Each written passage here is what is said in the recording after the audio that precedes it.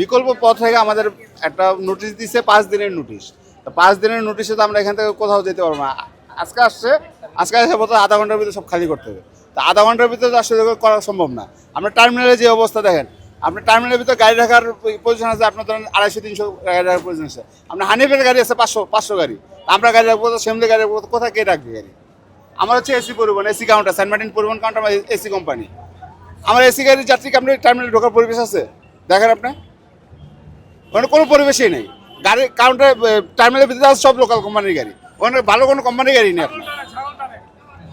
ওখানে সব লোকাল গাড়ির ভিতরে আমরা কীভাবে এসি গাড়ির কোম্পানিতে ঢুকবো? এখানে আমাদের একটা ব্যবস্থা করে দেখ, আমাদের একটা হস্তান্তর করুক, যে প্রত্যেকটা কোম্পানির জন্য একটা করে আলাদা কাউন্টার হস্তান্তর থাকবে, ব্যবস্থা করুক, সমস্যা নেই। এখন ঘটনা হয়েছে ভিতরে কাউন্টার আছে 20টা, আমার বাইরে কোম্পানি আছে 50টা, তার মানে 30 কাউন্টার কোথায় নিব আমরা?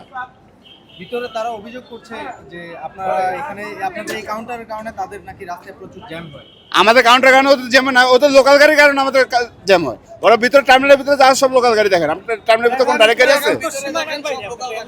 আমরা বাইরে যে করে দেখবেন সব হচ্ছে টার্মিনালের ভিতরে কাউন্টার আছে 10টা সিট অন রোডে। হ্যাঁ, সেটা তো বলতেছি।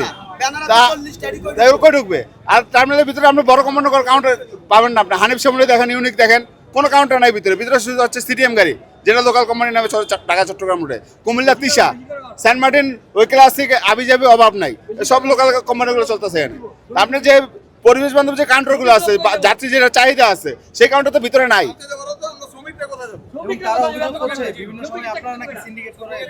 আমরা সিন্ডিকেট করেই তারা, সিন্ডিকেট তো করেই তারা।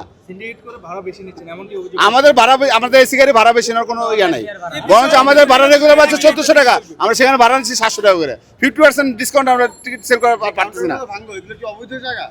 এগুলো সব মালিকানা জায়গা, এটা অবৈধ জায়গা হবে কেন? এটা মালিকানা জায়গা, আমরা কাউন্টার এখানে ভাড়া নিচ্ছি, ভাড়া নিয়ে আমরা এখানে ইয়ে করতেছি, লক্ষ লক্ষ টাকা অ্যাডভান্স এখানে ব্যবসা করতেছি এখানে। এটা জিজ্ঞেস করতে হবে।